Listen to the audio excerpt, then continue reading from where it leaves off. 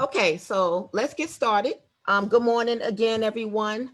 My name is Latanya Abyss Wallace. I am one of the Reimagined Policing Steering Committee members. And today we are hosting our first Get Activated Call to Action workshop. As we work on transformative policing and having these conversations, we want to not only have robust conversations, but we also want to take action. So many people are wondering, what does that look like? Well, today we are going to present one way you can take action and contact your legislator and let them know how you feel and what you would like to see as part of their reimagining police transformation when it comes to policy.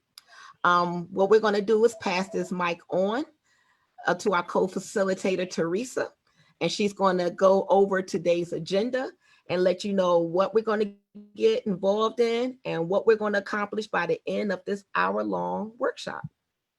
Thank you, Latanya. So today, again, thank everybody for joining us. Today, we're going to go through how laws are made, not the Schoolhouse Rock special, just very high level. We're also going to talk about how you can find your rep for those people who do not know how to go about finding who exactly their representatives are. And then we're also going to have an information session. We're going to go through the session, the August 18th special session, which was just scheduled, what the needs are from the community, and we're going to go through the schedule of events that are happening leading up to that. And then we'll do a breakdown on the bills by request based off of the Reimagining Police package. And then Crystal is going to walk us through the writer's workshop, which is going to be, we're going to go through the template that we have prepared for you all. So be prepared to download that document in order for you to actually type in. We want this to be a working session, and then we will do a wrap up, and that will be the end of the hour. Next, introducing ourselves, my name is Teresa Keto Dickerson. I'm a Loudoun County activist. I am the founder of Let's Mobilize, which is a health and wellness advocacy organization, and I'm also a Reimagining Policing Steering Committee member. And my name again is Latanya Abyss Wallace. I am a Hampton Roads area activist, and I am the founder of Abu Unity Foundation, a community outreach organization that addresses gun violence prevention and gang violence prevention among young people ages 24 and under. And I am also a Reimagining Policing Steering Committee member. Hi, everyone. I am Evelyn. Nice to meet you. We'll see you. Thanks for being here. And I'm Evelyn Ford. I'm a Loudoun County activist. I'm also a member of the steering committee. And I focus on women's rights, health awareness, and education with my group, the Ford Group. Alrighty. And so just like we were saying here, who we are, and our reasons for being here, we're community members. We consider ourselves community leaders only because we're stepping up to make sure that our voices are heard, and anybody is a community leader who's making that statement. So being here on this call, you're a community leader. From domestic violence to gun activism to health and wellness activism, we all care about our community, and today we're coming together to talk about what reimagining police can look like in getting our policing in Virginia in a place where everybody is safe, happy, and healthy and whole. So what we do as the Reimagining Policing Coalition, we are a Black-led coalition that is a multiracial collective of grassroots organizations and concerned citizens. And we're all about, like I mentioned, bettering the lives of Virginians and ensuring that their experiences with the police in their communities are safe as they should be. This coalition represents about 50 organizations all across Virginia. And again, we're focused on transforming what policing looks like in our communities. We have short-term and long-term goals, which we'll go through later. But this particular conversation that we're going to be having is how we can directly affect the conversation by submitting testimony and letter to your local legislation. And I'm going to pass this over to Evelyn to go through some of our expectations. So Again, just to clarify, we wanted to make sure that everyone here gets the most out of this. And by the end of the session, this working session, you'll be able to put together your testimony that you can send to your local representatives. You'll learn some different components of taking civil action and making sure that your voice is heard. And you can also expect to learn who your representative is, and your ability to connect with them doesn't end here. So that'll be really great. Just for clarification, we're not going to be going over certain components of legislation and arguing out different topics, but we will make sure that you're aware of upcoming town halls and information sessions that you can take part in as well. Thank you. I'll pass this on to our co-facilitator, LaTanya.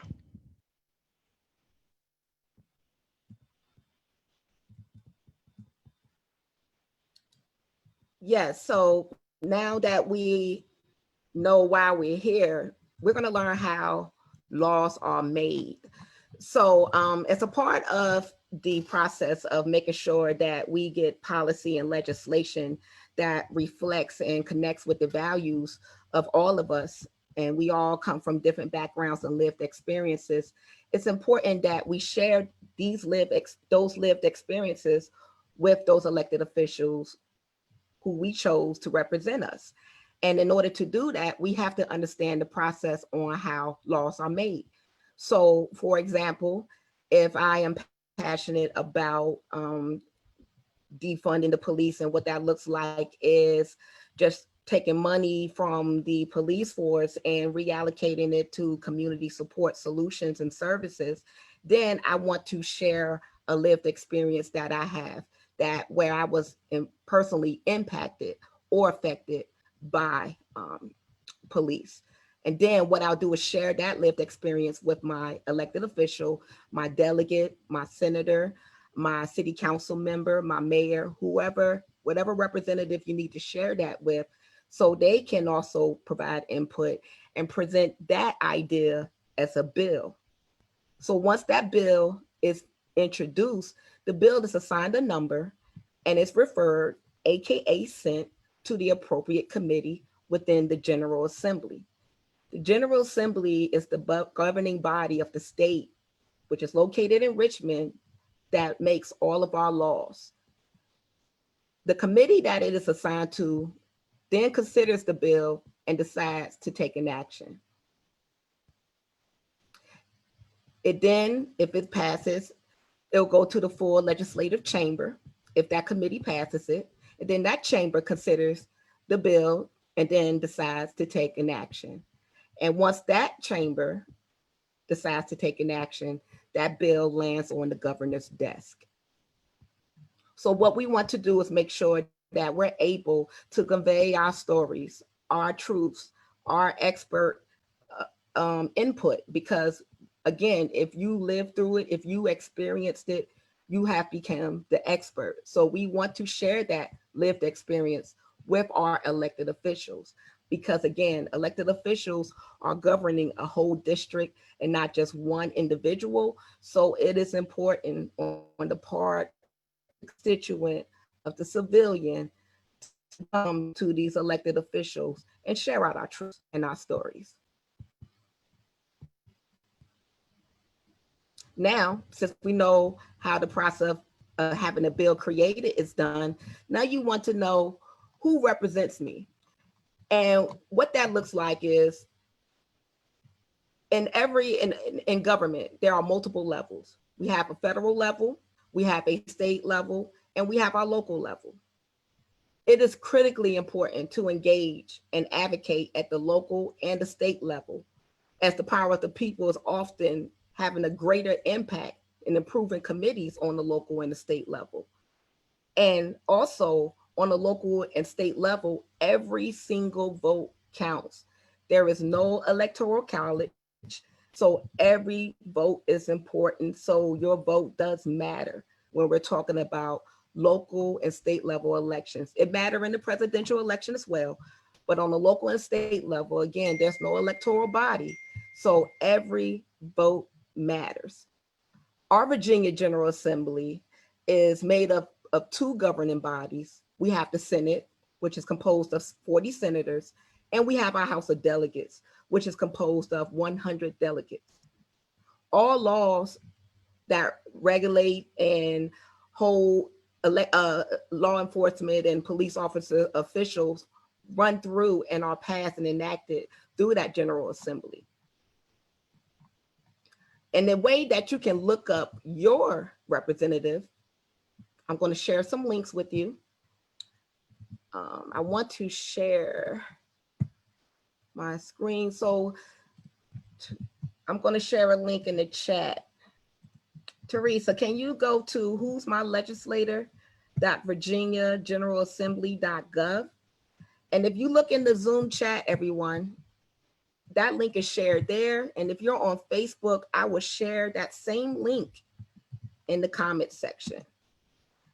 And what we'll do is I will walk through the process of looking up. I will stop sharing my screen and you can go ahead and share yours. All righty, thank you. You're welcome. All right. So now that we're at who's my.virginiageneralassembly.gov, it's a mouthful, I'm sorry. Once we're here, we can begin the process of looking up our legislators. So I'm going to put in the address. So we can, and I'm located in Newport News, Virginia. So I'll put in the address and I'll click find now, and you'll put in your home address. And once you click find now, you will be brought to a new screen that will show you your state delegate, your state senator, your federal government, which is your US congressman or congresswoman or congressperson, and your US senators that represent you. For my district, my state delegate is Delegate Price. My senator is Senator Mamie Locke. My congressman is Congressman Bobby Scott. And my US state senators are both Tim Kaine and Mark Warner. If you're looking for your state and your federal representatives, go to who'smy.virginiageneralassembly.gov, put in your address information, and you can find it there. Now, you're probably thinking, what about local? How do I know which district do I live in when it's coming, when it deals with local elections? You would go to vote.elections.virginia.gov/voter information. I will share this link in the Zoom chat as well as on Facebook as well. And once you get to the Virginia Department of Elections Citizen Portal, you can register to vote, update your voter record, request an absentee ballot, and also check which district you live in. And I'll show you how. You'll simply click on check registration status. Once you click on check registration status, you'll be brought to a new screen where you'll have to enter your first name, last name, your date of birth, last four of your social, your locality, and just affirm that the information provided is your own. And once you do that, you'll click submit. Once you click submit, you will be brought to a new screen. Now, I cut off the top part because the top part of the screen shows your personal information, such as your name and your home address. But as you scroll down a little bit more, you will see your locality is listed, your precinct is listed. You have the ability to update your voter record or apply to vote absentee. And you'll simply do either one of these by checking off what you would like to do and clicking continue. And it will take you to the next necessary steps. You can see when you ordered absentee ballots in the past, And you can also see your polling location information, that the facility address. Is it American Disability Act compliant? And is there any accessibility restrictions? You can find all of this in your Virginia Department of Election Citizen Portal. Also, as we get closer to Election Day, the My Ballot section generally is updated with your ballot information, who will be on your ballot. And you can also check out your voter history. Now, this is the part where you can see your districts. So the Citizen Portal also lists your congressional district, your Senate district, as well as your state house district. But importantly, it also shows you which district you live in on a local level, so that you know which election you need to be voting in when there are local elections. You'll be aware of the district that you're living in, and so you'll know who to vote for. So this is all the information contained within the Citizens Portal. And again, these are two ways to look up who represents you.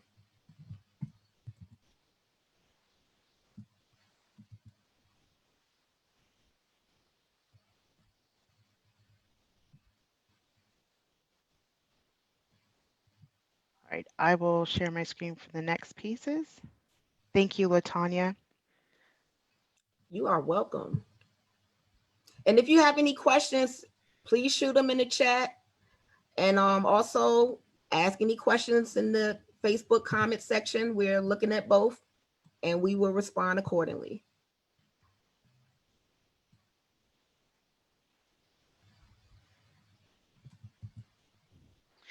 All right, so getting down to what it is that we're here to write about today, we're going to talk about the special session and the priorities that we are going to be writing our testimonies / letters for. As far as for the Virginia Coalition for Transforming Police, we've got 3 special session priorities. The first one, defund / reallocate funds, the police, and reduce racist interaction between police and communities. We're going to go through each one of these. The second one is economic justice and accountability between the community and police departments. And the last, especially not least, increasing public transparency, enforcement, and evaluation. Here we want to increase public transparency on the enforcement and evaluation of what is happening in our communities. So a little bit about the special session. The special session Governor Northam called for Tuesday, August 18th. This is to adopt the budget based on the revised revenue forecast, as well as talk about proposed criminal justice and policing reform. This is where they're going to review the budget, as well as the criminal justice reform that we're talking about today. So again, even if you have any questions about the budget, this is still the session that you would, if you want to submit testimony, this is how we went through how laws were made, and this is what's important. So if you have comments and questions about what's happening, this is the session that they're going to be talking about that. So you want to submit your, submit the testimony that we're going to be walking through today for. So for the first one, prior to that, here are the special session schedule that's happening right now. July 29th, there's going to be a joint committee meeting for the Courts of Justice and Public Safety Committees. On July 31st, all written testimonies are due to the Senate. On August 6th, there's going to be another joint committee meeting for the Court in Public Safety. And then August 8th, there's going to be a joint committee meeting on the Civilian Review Boards. And August 18th is our special session. What's really great about this, and this is what's great about being in a democratic society, is that you can sign up to speak yourself and send in your thoughts in writing, which is what we're going to work on today. However, if you want to sign up to speak, go to this bit.ly link right here, Virginia House Calendar, and if you click on that, it will take you to the Virginia website, and then you can sign up to speak. So if you have something to say, you have a powerful statement, or if you have a testimony, they are asking for public testimony as speakers. So if this is something that you're passionate about, as I'm sure we all are, that's why we're on this meeting, sign up to speak if you want to have your voice heard. This is our opportunity. People are always saying, oh, don't just do this on Facebook, do it in front of the people who you elected. Remember, you elected them. They need to hear what you have to say. The next part, this is the first one, defunding the police and reducing racist interaction between police and communities. It's a human-centered conversation that we're looking for here. We want to reallocate the funding from militarized equipment purchases and purchasing where they're not purchasing the things that need to get purchased. However, moving this into social funding programs, Title I schools, counselors, minority scholarship programs, affordable housing, mental health court, drug court. We also want to end the program of transfer militarized equipment, like I said, to the police departments. We want to end the school resource officer program. We also want to reduce the number of justification for pretextual stops. And then we also want to have a no penalty decriminalization of marijuana. So these are the items that are inside the package right now. And this is what we mean when we say the defund police section. And the next one, Tanya, if you wanted to. So for the next one, economic justice and accountability between community and police departments. This is innovative development. We want to create alternative agencies and community-led organizations staffed with social workers, mediators, medical and mental health professionals to become the first responders to situations where people are experiencing trauma, and to be first responders instead of police. Also, we want to ask that we want to demand that prosecutors must ask for the law enforcement department to investigate any officer who charges a suspect with assault to a police officer. And if that officer did not provide an adequate reason for stopping an individual, or no weapons were brandished by the offender, and there wasn't sufficient evidence to sustain assault on a civilian charges, or the assault is not equivalent to resisting arrest, we want to make sure prosecutors ask that the law enforcement department investigate those officers who, again, are charged as suspects with assault to a police officer. We also would like the law enforcement department to publish that they are investigating a police officer for bringing false charges or for manipulating evidence on the homepage of their website with the officer's name, rank, and charges. That's transparency. We want to make sure the same way a suspect's face and mugshot is brandished, even if they're innocent before proven guilty, it's still brandished. We want that same treatment, equal treatment, done to any law enforcement officer who is under investigation. And also, we would like the law enforcement department to present the scope of the investigation and the personnel that's involved and those who spoke to or continue or counseled the officer. So we want to make sure that, again, there's that transparency and we have a full insight on any investigation of an officer for misconduct.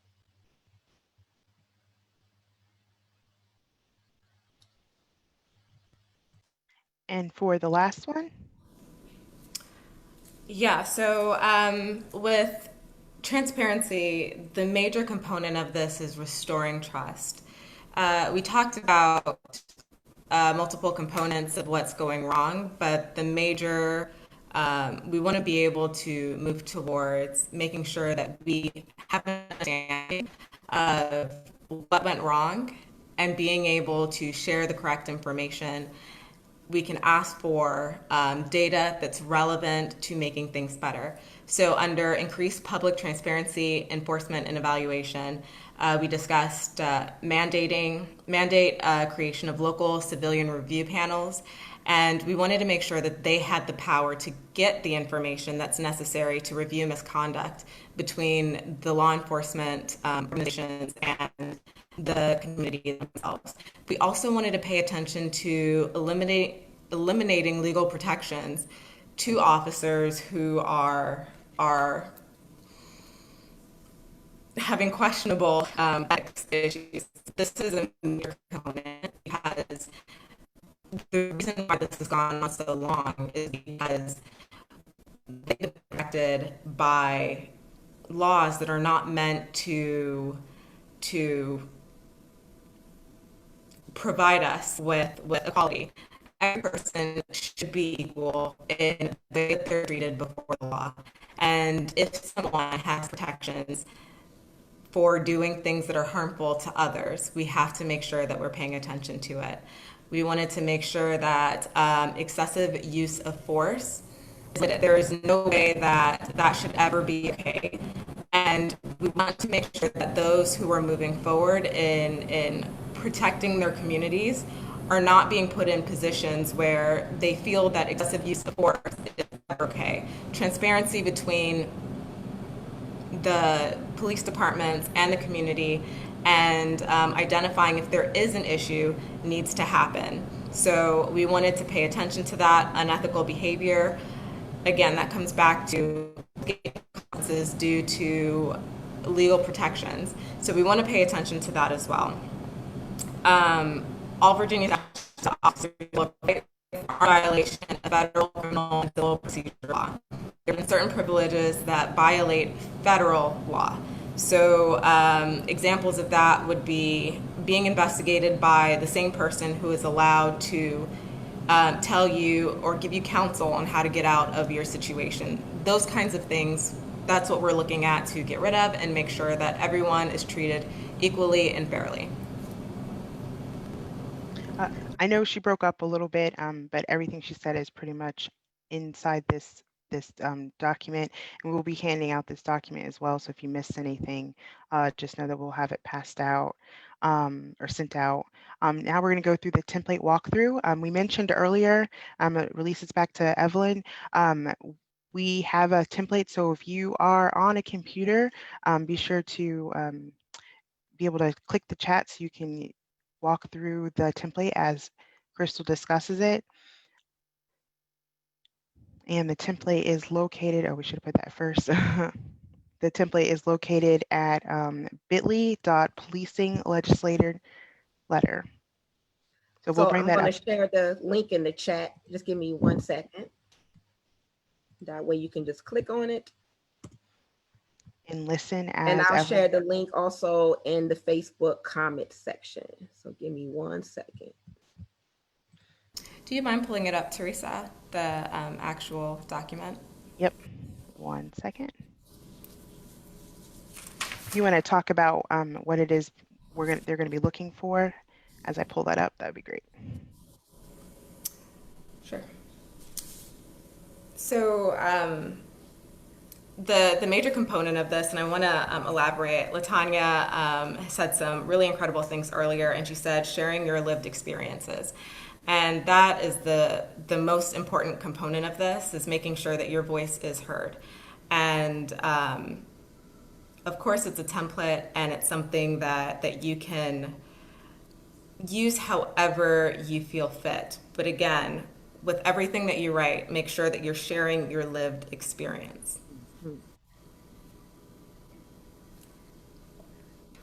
Just to add on to what Evelyn was stating, sharing that lived experience, again, that is how legislation comes about. It comes about from an idea, it comes about from a need, whether it's a disparity, whether it's an opportunity to address and regulate a situation.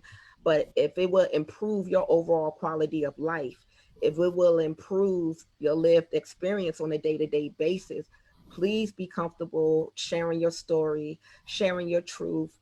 You do not need to articulate it in a certain manner. You can speak your truth and come as you are, but share it with your elected official, because they are the ones who would take that lived experience and that story and compile it as an idea and present it to the technical assistance team that will help them draft up a bill. So a lot of times, I know when I first got involved with the legislative process, looking and reading a bill, the language is so complex. So I felt like I needed a degree, a doctorate and everything just for me to introduce a bill to my representative, because I was disconnected from the process. But once I got involved and I started learning more about civic participation, and I understood that no, you just come and tell your story, share what you want to see change, and work with your representative. They will bring in the technical assistants that draft up all that the big language that makes it a bill, and they will, and that's how a bill is created. It's really from the root. So it's only right that grassroots movements and organizations help move that forward. But we're going to let Evelyn go into that letter writing process. Thank you so much for. So Latanya has so much more wisdom, and she's actually the person that I go to on all of these topics. So believe me, Teresa and Latanya are incredible. And if you need more information, I promise they're the women to go to. So thank you again. And there are some components of this letter that we want to make sure that you're paying attention to, and you're going to start with figuring out who your representative is. And the reason why we introduced it in the beginning was because it creates a sense of relevance.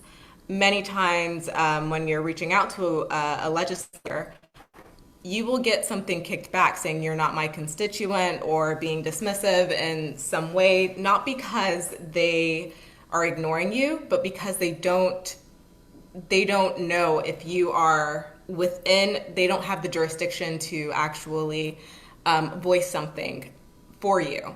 And you want to make sure that you're paying attention to addressing your specific legislators. So you are going to take that information and you're going to insert it in your document. You're also going to add your zip code so that it gives you added legitimacy in what you're saying. I'm not exactly sure if that is a necessity, but it is extremely helpful. Yes. So make sure you put in your name.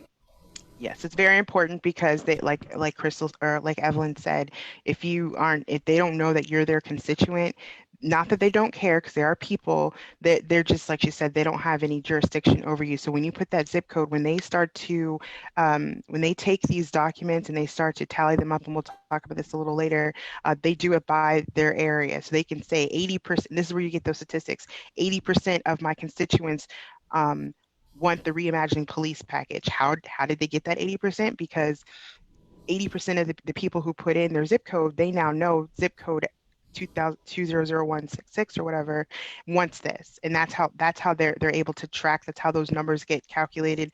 That's how they know whether or not they are doing the work of the people. So you've got to ensure that when you do contact your legislators, they know where you're coming from. So they'll also sometimes they'll call you back, or sometimes they'll come and if they see like a majority of your zip code has a statement about something, they'll come and they'll respond, and they'll hold a forum so they can get more insight. And this is how you interact with your legislators. You elected them. Their job is to do what it is that we want them to do. Yes, sorry, they Evelyn. work for us. And Exactly. just like if you're at a job and if you're not working and performing at the optimal level, you're going to be called into that office and you're going to be put on a corrective action plan. But eventually you'll get fired, and in their universe they get voted out.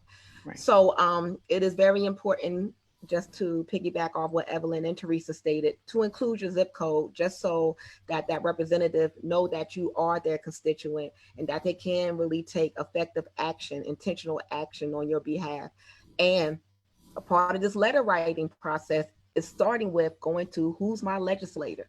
So don't forget the part I went over. Find out who your legislator is, and then you can update that field where it says the Honorable Delegate Price or the Honorable Congressman Scott. So, but yeah, go ahead, Evelyn. I'm sorry. You guys don't just saying, don't apologize. I actually really appreciate it. So again, I'm new on this side of things, but please jump in if you think that I've missed something. Okay, like just go ahead. So the first item, to back up just a little bit, this letter is not going to be 10 pages long. If you feel that you need to write something that's 10 pages long, you might want to form a coalition. So make sure that you are keeping it to the point and letting them know what your concerns are. But you can typically write one of these letters within 3 paragraphs.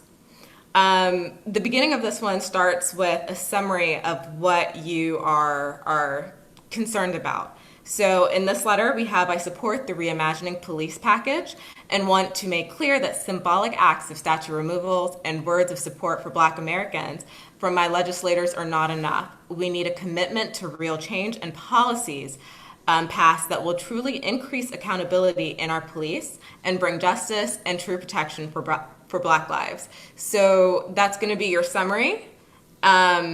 And it's short, it's sweet, it's to the point, and they understand where your feelings are and where they stand on this issue. Anyone else have any suggestions? If you feel like you need to add something, or this is by no means the end all be all, you can just, you have the ability, it's your letter. You can insert something else that you want. If there's something specific about like the Reimagining Police package, we went over those 3 sites earlier that you want to specifically call out and say, and I'm really, I really am want the transparency and accountability to be moved forward. This is your letter. Let them know how you feel. So do you mind pulling the document? Oh, yeah, I'm sorry. I was like, why isn't she moving? Because that's why. And this, I believe, is the most important part, but it is your personal experience. And your elected official needs to understand why you connect with this issue so strongly, the reason why you're writing to them, the reason why you're taking action. And you're going to talk about how you feel, not just what you see, but how you feel. You have to really think about your daily life, how it's affected you, and the people that you care about. There are a few components in here, like ending police militarization. Talk about how you feel about that, how it affects you. What is your lived experience? If you've seen it, if you haven't seen it, if you didn't know that was occurring, you have to talk about it. So many times we think, oh, I've never seen this happen. This is someone else's fight. But if it invoked a feeling in you, it's your fight too.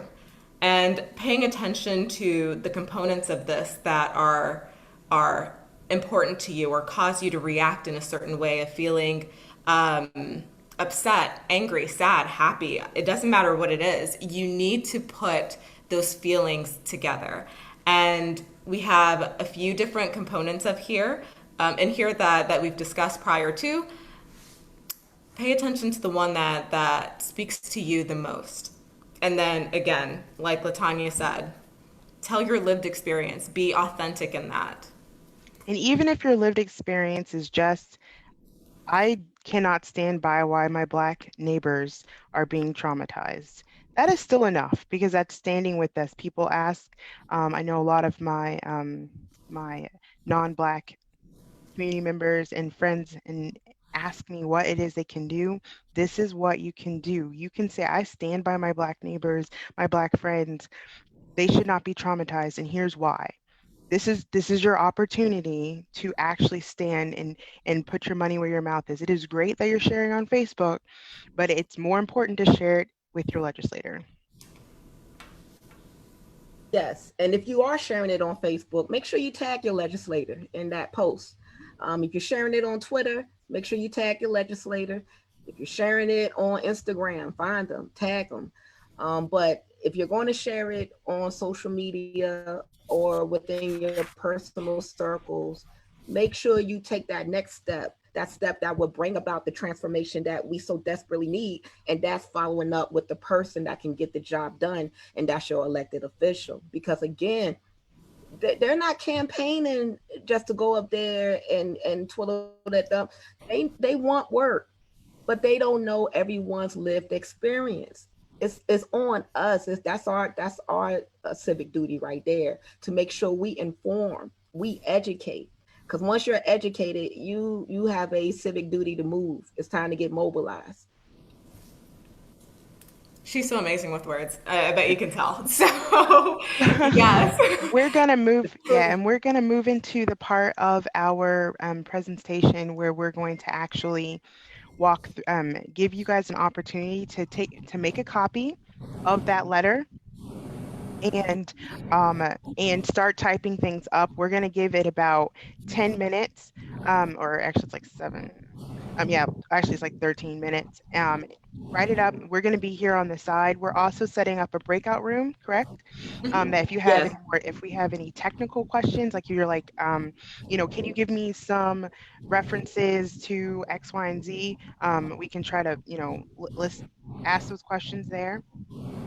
Just if you raise your hand, if you're on the Zoom, there should be a area where you can like is the raise your hand option still up? Or just put something in the chat so Latanya knows to put you in that breakout room where you Yes. can ask your technical questions. Now, just to let you know, the breakout room is only available to those who are logged in through the Zoom. So if you need technical assistance outside of this breakout room, just be sure that you can email us and we'll provide you that assistance at a later time. And I'll drop the email in the comment section. All right, so we don't want to just have dead space just for the sake of dead space, but we really wanted this to be a working session. I know all of our schedules are super busy and we do this at work a lot. Sometimes we just block off 30 minutes to sit in a room to write or whatever it is that we're doing. We actually have this dedicated time. So we wanted to give everybody that opportunity to just start writing and ask us questions, shoot us whatever you have. And let us know if you want to go in the breakout room. We'll also be sending out the PDF version of this spreadsheet because the live link that Latanya shared will go dark after this.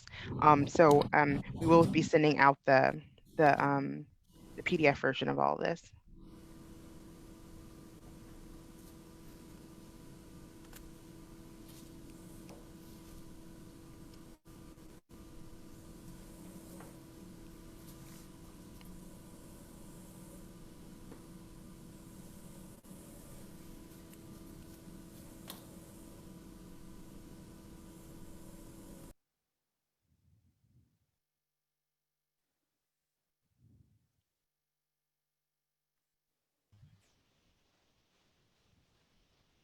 Now, while you're writing your letters and you're updating the information within this Google Doc, like Teresa was mentioning, just feel free to let us know about technical assistance, but also feel free to ask any questions about anything that we discussed and that we went over in the past 45 minutes. This was a great conversation to have. Again, a lot of inaction generally happens because people don't know what to do next or how to go about making that change. So education is a critical foundation of any movement.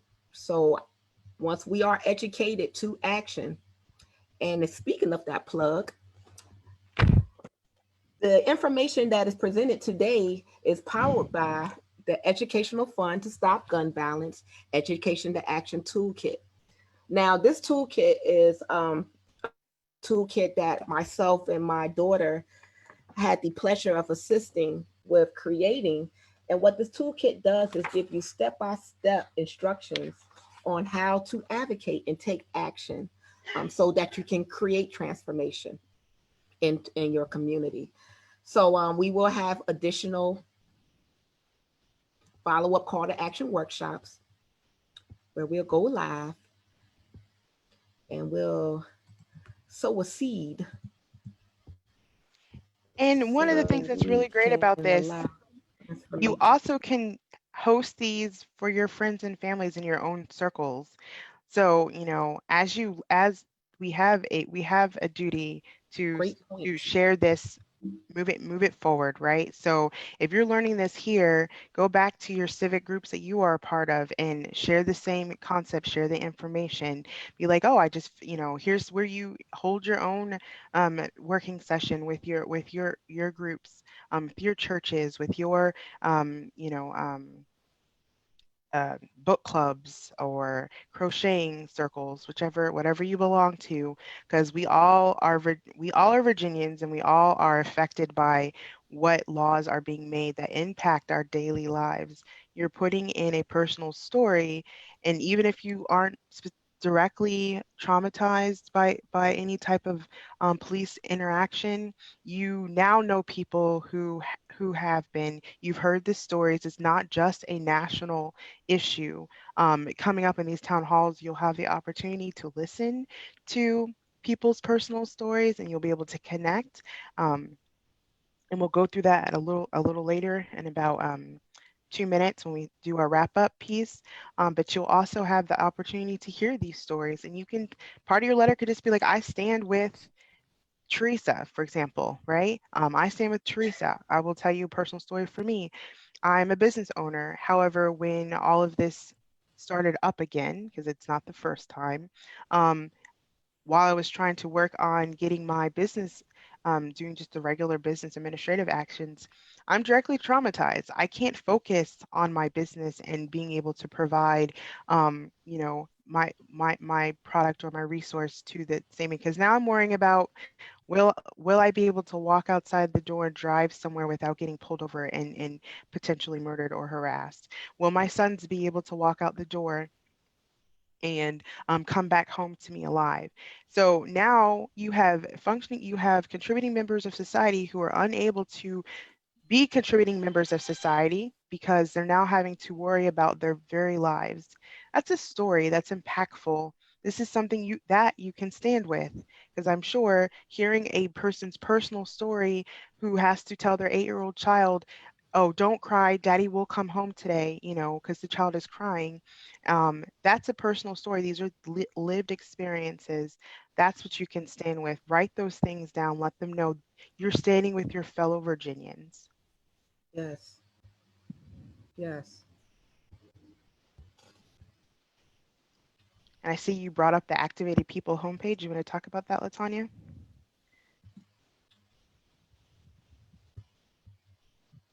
Yes. Now, if you want to stay in the know, and stay in the loop of what's going on with the Reimagining Policing package, please visit the Activated People's website page, and that is the activatedpeople.com. I just shared the link to the Reimagine package in the Zoom chat as well as the Facebook comments. And once you're here, you'll see what we're working on. You'll see a list of our upcoming town halls and events. You'll also see where you can click on the actual Reimagine Police package. And once you click on the package, during today's presentation, we gave a little clip of what this package actually embodies. So we gave a few little details about the inside of the package during the presentation, but we couldn't go over everything that we are demanding in order to change the culture of policing in the state of Virginia. Because again, we're not just focusing on officers as people, we're focusing on the entire culture of policing, the system that allows officers who have multiple misconduct violations or complaints to allow to remain on the force. So again, stay in the know. Sign up. Go to the activatedpeople.com. Once you get to that homepage, go over here to the Activated People Activism. It says TAP Activism. Drop it down and click on Reimagine Policing. And that will take you to the Reimagining Policing page where you can sign up right at the bottom so you can remain engaged, remain involved, and take action.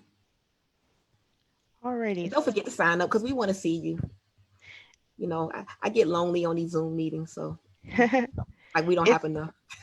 right. It's 11:52, so we've got 8 minutes. We'll go over the last bit that we had, and we will wrap up.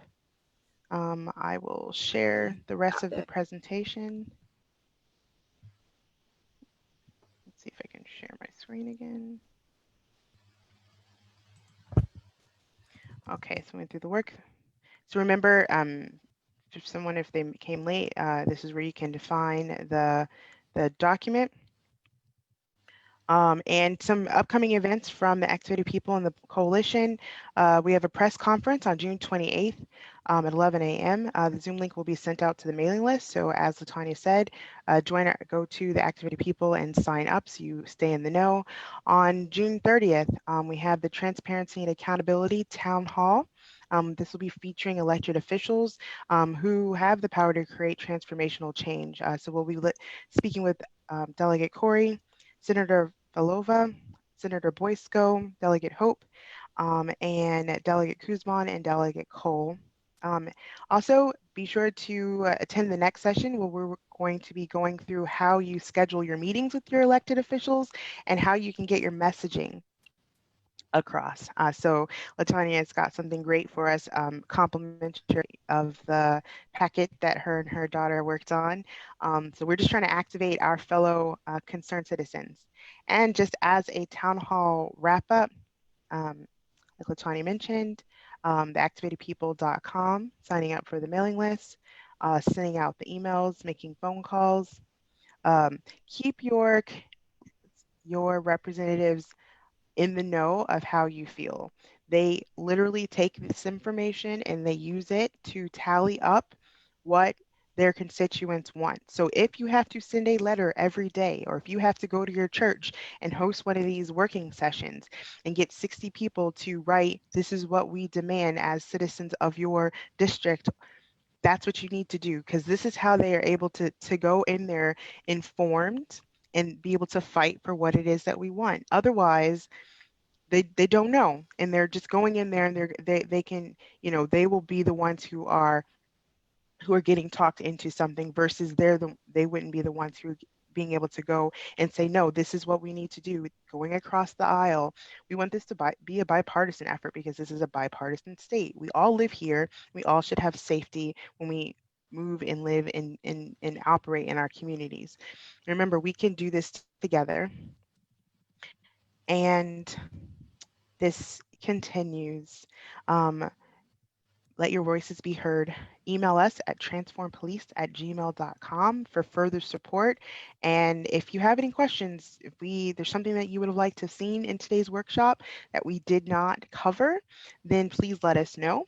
And if there's something that you think should be covered, please let us know. And also, if you have something you need to say and you have an idea, please let us know. We're just regular citizens just like you are, so we want everybody's voices to be heard. Yes, thank you, Teresa. You summarized that up very well. And again, the next workshop is next Saturday at 11 a.m. And we will go over how to set up a meeting with your legislator and how to get your message and your story across. And again, that is going to be powered by the Educational Fund to Stop Gun Violence Education to Action Toolkit. And if you need me to come out and train the trainer so that you're able to get your church group or to get your organization or your social civic club activated, by all means, please email transformpolice@gmail.com. I do this with my foundation, Abu Unity. I train the trainer and I show people how to go about doing the letter writing, doing phone banks, and how to take that important action that's necessary. And we can do it via Zoom. So we can Zoom it. You can put me on the big screen, put me on the big speakers, and I will facilitate remotely. So once again, thank you all. We really do appreciate this. We will be holding a replay party tomorrow and sometime next week as well. So be sure if you know someone who should have been here and was unable to, please let them know that the video is on there and we will hold a replay party on social media. Thank you very much. Thanks for joining us. Thank y'all. Bye.